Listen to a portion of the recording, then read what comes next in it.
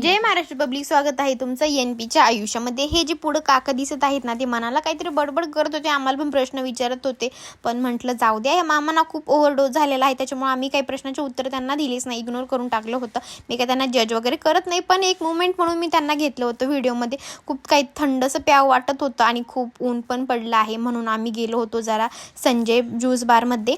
आणि जे लोणीकर्स आहेत ते माझे व्हिडिओ वगैरे पाहत असेल त्यांना तर माहितीच आहे, संजय इथं प्रत्येक फ्रूटच्या वर जे जे काही ज्यूस वगैरे भेटतात ना, खूप छान टेस्ट आहे खरंच, तिथे नक्की जाऊन भेटा।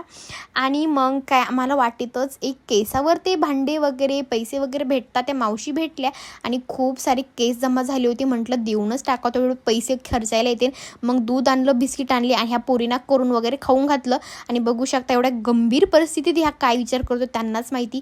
नंदिनीने रात्रीचं काही कांड केलं नाही असं होतच नाही, खूप कैरी खावंशी वाटली होती, म्हणून म्हटलं कैरी आता चोरावीच लागन।